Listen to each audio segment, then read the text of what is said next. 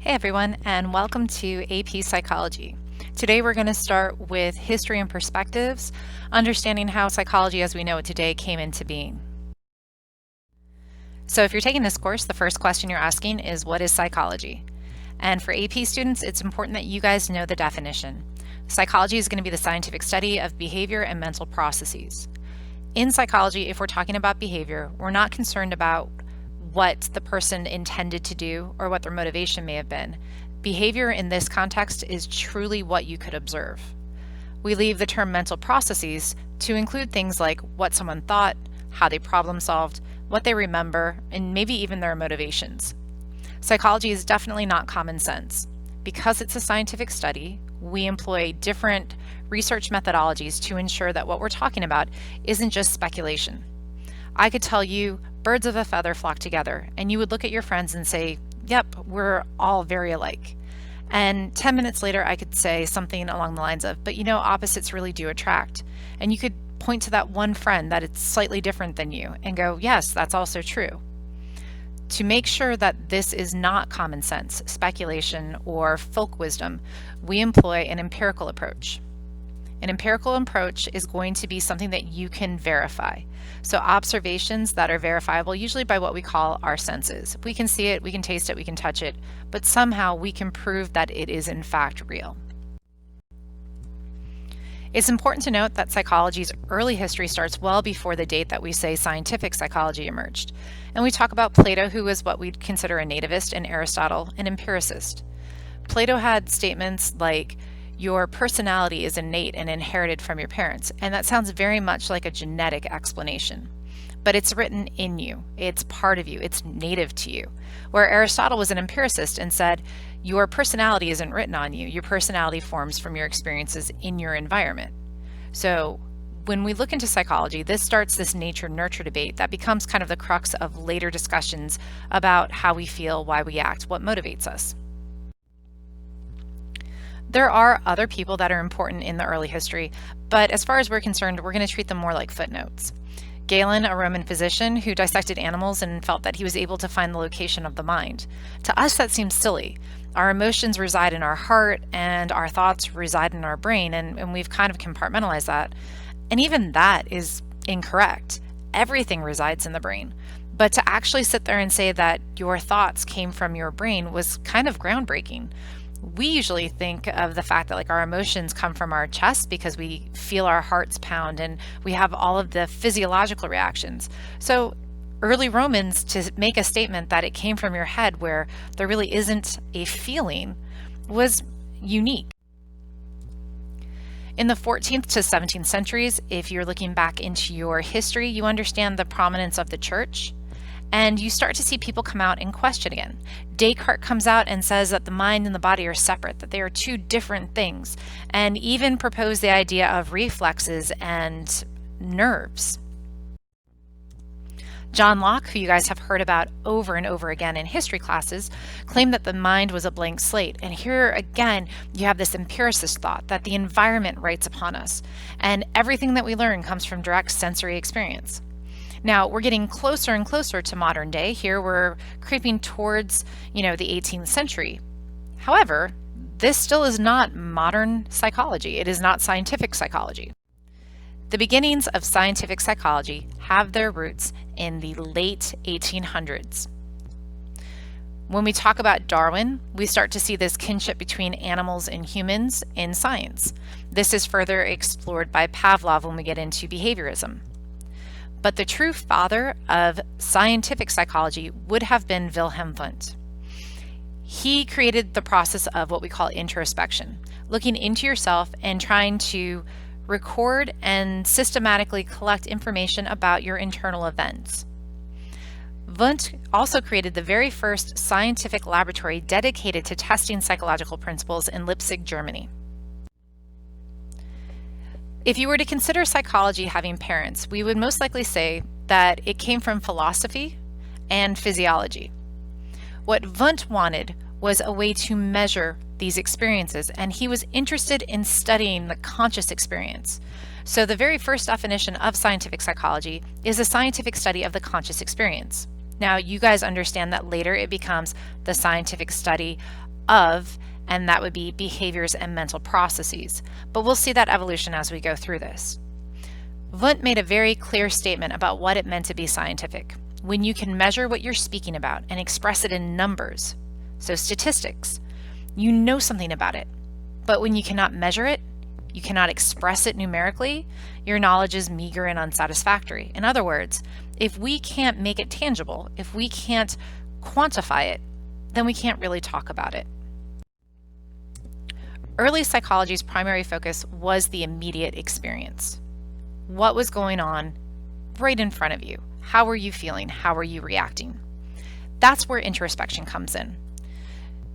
I can ask you how you feel, and I might not be able to truly measure it, but it's your ability to kind of take stock of where you are in a moment. Wundt wasn't necessarily concerned about emotions or motivations. He wanted to know, when did you notice a sound or were impacted by a flashing light? So his introspection was trying to literally match up the internal event with an external stimulus. And in this, he could actually gather quantitative data. As I mentioned before, his very first laboratory is established in Leipzig, Germany in the late 1800s.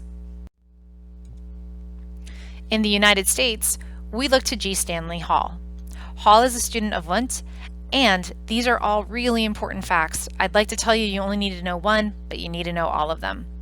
So, Hall establishes America's first research laboratory in psychology at Johns Hopkins University in 1883. Wundt established his in 1879, so relatively close. He launches the very first journal of psychology in America. The reason this is important is that journals are where, in any of the science, we collect research. It becomes something that is validated and something that is replicated by other people within that scientific realm. It makes it a truth. And he becomes the driving force behind the establishment of the APA, or the American Psychological Association, which is the governing body of psychology in the United States. The very first school that we often talk about, and when I say school, I mean perspective or way of addressing psychology, is structuralism. And this looked at your conscious experience, how you are living here now, your consciousness, and it looked at what made it. So if I were to ask you, what is a wall made of? You would tell me bricks or mortar. Maybe it's a wall that's made of wooden planks. Whatever it might have been, you're telling me the basic elements. So now transition into consciousness. What would you have to construct a conscious experience? Edward Titchener is a student of Wundt who brings his version of structuralism to the United States. That's really all you need to know about Titchener at this moment. We really don't go too much into him. It is important to understand that with structuralism, if you wanted to imagine trying to create artificial intelligence, you might come at it from a structuralist approach. What do you actually have to program? What are the components? It's a really easy way to kind of embed structuralism into your memory. Structuralism then leads to functionalism. Some psychologists weren't happy with the idea that we are looking only at what makes up a conscious experience. They said maybe we should be more interested in why we have a conscious experience at all. So they wanted to look at the function. So functionalism comes after structuralism. William James is the father of American psychology. That doesn't mean that he erases Wundt. He just happens to be the most notable American psychologist in our early history. With James, he has kind of a strange claim to fame. He really did quite a lot for psychology, but the most important thing that you guys need to know is he wrote the very first textbook, which is kind of boring. So if you are reading through your textbook, you'll get a much better understanding of the contributions of James. But as far as lecture purposes, you really just kind of need to know that, yeah, he wrote a textbook. He also practiced scientific psychology. He challenged a very old standing idea that if you memorized anything, it would strengthen memory, kind of like if you lift heavy weights, it would strengthen your muscles. And he actually found out that the reverse was true. Spending too much time memorizing nonsense actually makes it harder for you to focus and memorize important things. So when we start looking at it, he's bringing in these principles and he is treating anything he's interested in with a systematic, research-based methodology. James also brings to the forefront this idea of stream of consciousness, that our conscious experience is a continuous kind of holistic, what we would kind of say a video of our world around us. We'll look at that stream of consciousness when we get into different disorders, when we talk about states of consciousness, and see that maybe it really isn't as fluid as we think. And he was the first one to call America's attention to the work of Sigmund Freud. Now, if you were in class with me, you would see me rolling my eyes and getting kind of annoyed because Freud is the person that most people think of when they think of psychology. And they think of him because his theories were just out there and they were very attention grabbing. However, today, most of his theories are completely wrong, but people still recognize and know them. The next few people I'm going to go through rather quickly. It's not that they're not important, it's just that they are not going to be heavily focused on in our course. Mary Whiton Calkins, definitely someone you should know, and if you decide to go and get a degree in psychology, you'll take the history of psychology and you will learn about Miss Calkins. She is going to be one of the founders of several different psychology laboratories in the United States, the very first woman to serve as the president of the American Psychological Association, and due to the circumstances of the time in history that she existed, she got a PhD or earned the PhD from Harvard, but was not actually awarded it because she was female, so she got a doctorate from Radcliffe, which she then refused.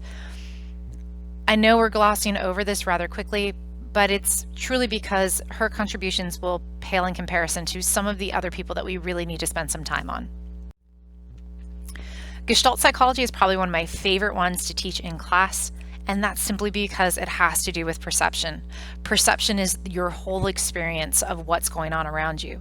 I always like to tell students that your conscious experience is on about a 1/3 of a second delay. Everything that's happening happened a third of a second ago. And that's because it requires your neurons to fire, that information to make it into your brain to integrate all that information into a conscious experience, and then for you to experience it. We don't live in the here and now. We live in the it just happened a few seconds beforehand. So Gestalt psychologists aren't interested in the pieces, they're interested in what the pieces allow us to experience. Here are a couple of notable, but again, we're not going to spend too much time on them. It's just important that you get to see them.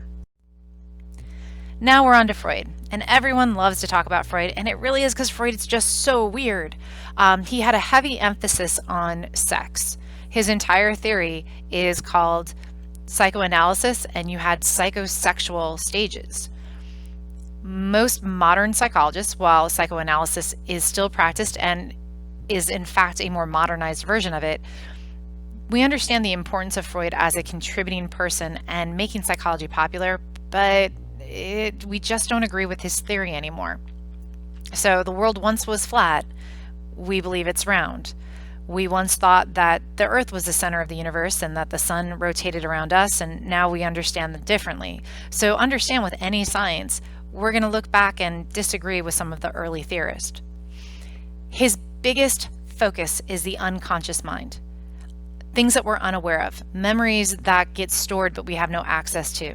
And in fact, most of you guys understand a lot of Freudian concepts because they're used in pop psychology. Like when someone said, "Oh, I must have repressed it," they're using a Freudian term. As I just stated, his entire focus was on the unconscious, and he felt that we had conflicts that we could somehow push into these unaware parts of our conscious experience. And so when you say something like my unconscious or my subconscious, that's very Freudian.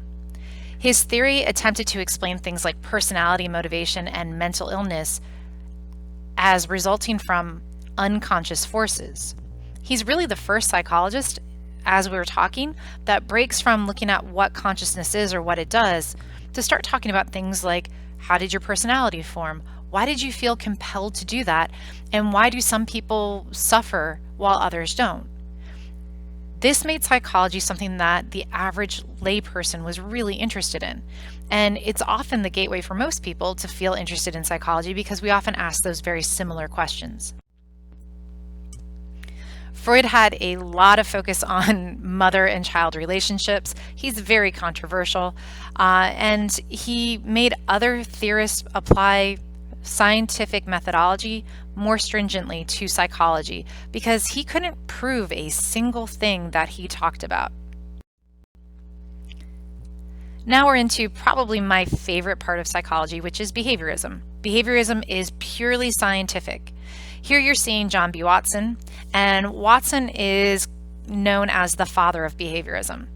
He did an experiment called the Baby Albert experiment, which explains this little meme here off to the side. His entire focus was not that a unconscious doesn't exist, but that if you can't study it, you can't make it scientific. And so he only wanted to study the purely observable. Connections between what we see happen and immediately what we can associate to it.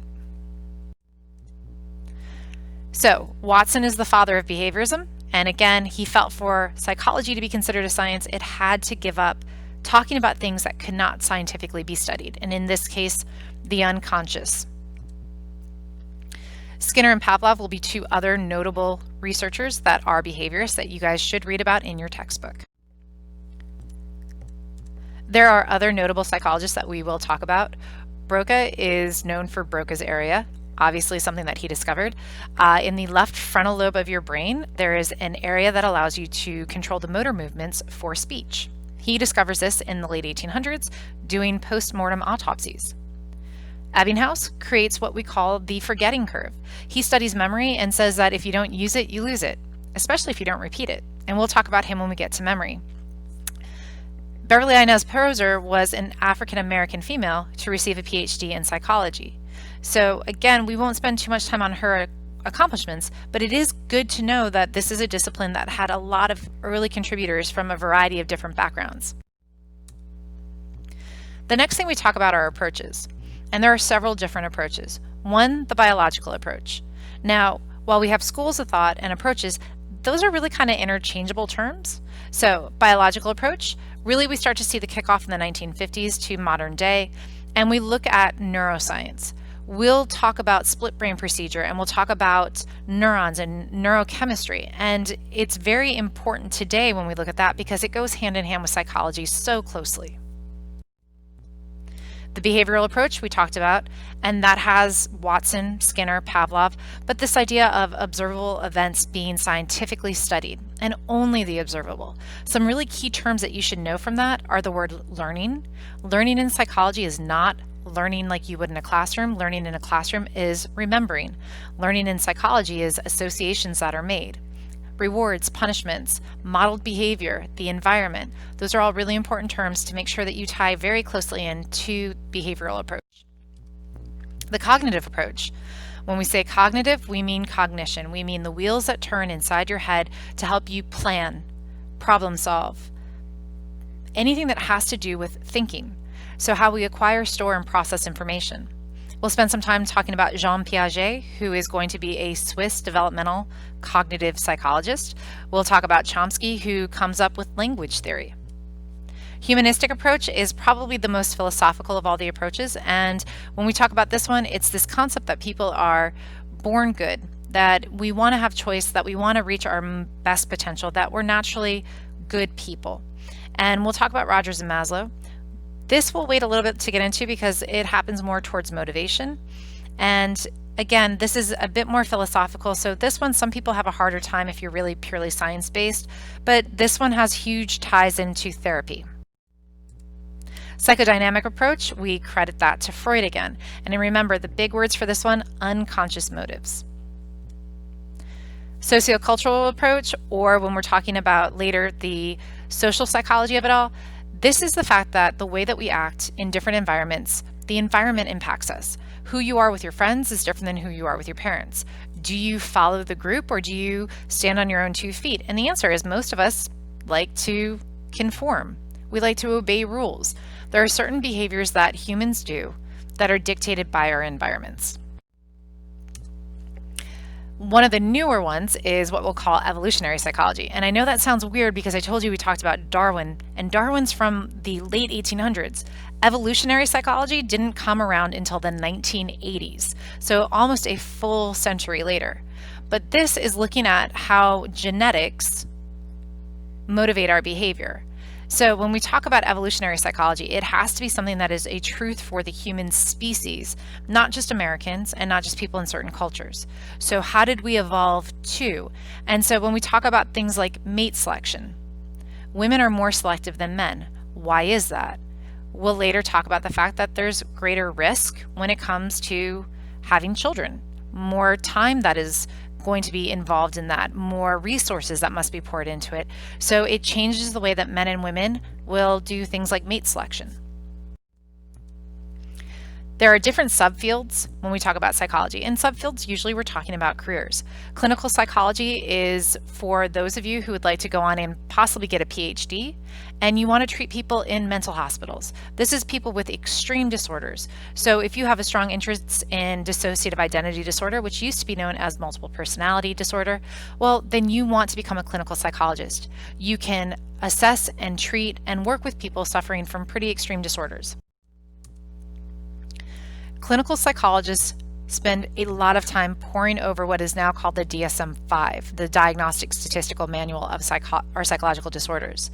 They're not wizards. They can't really tell you anything. They have to really essentially act more like detectives. And from your report of what's going on, plus the report of people in your family about what's going on, plus obvious behavior, they have to kind of track down what the psychological disorder might be and then try to figure out how to best approach treating it. It's not very simple, and it requires a lot of schooling. Counseling psychology, when we talk about counseling psychology, we're not talking about your school counselors. We're talking about people who work with usually lower level disorders. So while a clinical psychologist might work with someone who has profound schizophrenia, a counseling psychologist might work with someone with anxiety or lower level depression. They may specialize in therapy and work with family or marital or career problems. These are going to be those who you would go seek to talk to. And counseling psychology, in most cases, requires at least a master's degree. School psychology and educational psychology. These are two terms you guys need to know, and people get them kind of confused. So this is how I try to get people to remember it. If you want to become a school psychologist, you are going to work within the school, and in most schools you are going to be the person who will test kids to see whether they're gifted and talented, to test kids to see if they need certain educational supports, if they say have dyslexia or an emotional disorder or a learning disorder. So you actually test children within the school. An educational psychologist is going to be a psychologist who researches and applies psychological theory to the operation of an educational system. So this might be somebody who says something along the lines of, let's look at how later start times impact education as we understand how sleep is necessary to cognition. They look at the bigger picture. They're not necessarily really embedded in the school. Industrial organizational psychologists, if you want to make a lot of money, this is a booming field. You need a master's degree for this one as well. But they look at how psychology can make industry and organizations more functional. So you'll see them in human resources departments looking at job morale, how to best structure environments to get the most productivity out of people. They really look at human factors. Many students take this course because they're interested in forensic psychology. And what most people think forensic psychology is being the person who works for the FBI and does criminal profiling. Now that is true, that is a career path with forensic psychology, but that's not what most forensic psychologists do. So quick definition, they apply psychological principles to issues arising in the legal system. We see a lot of forensic psychologists doing things like child custody hearings, competency trials, risk assessments. Should we let this person leave prison? Will they continue to harm others? You'll even see them when we're talking about divorce proceedings. While all of these people are incredibly attractive and the show is very entertaining, if you're watching Criminal Minds or any shows like that and you think that that's what the profilers for the FBI do, it's not. In fact, most police departments don't need access to professional profilers. Most of the information is pretty basic. They only get called in very rarely, and most police departments have people on staff that already know how to investigate crimes. Also, they don't have a jet, They don't have a really high-tech office. TV just makes everything a lot better than reality. But it is a really good, really cool job. It's just that the jobs that you see on TV, they only exist in Hollywood. When we look at professional practices, this is important to kind of look at this. Most people in psychology find themselves in clinical. You also have counseling, which is going to be the next largest chunk. Industrial, organizational, and schools make up the next big. Clinical and neuropsychology, those are booming fields. They're starting to pick up. And then you have these smaller ones with the other and the forensic. Other, that's going to include sports psychology. That's going to include any other kind of very job-specific psychology that you can think of. We do have experimental psychology. And when we're talking about experimental psychology, we're looking at people who often work in universities. A lot of your professors in college will be experimental psychologists, and they're at the university because the university provides them funding. They will look at things like sensation, perception, motivation, but they're going to be running experiments to build up our base knowledge in psychology. Social psychology, you'll also see them often in universities because they're usually doing research, but they again look at the idea of the social forces and how it impacts or governs our behavior.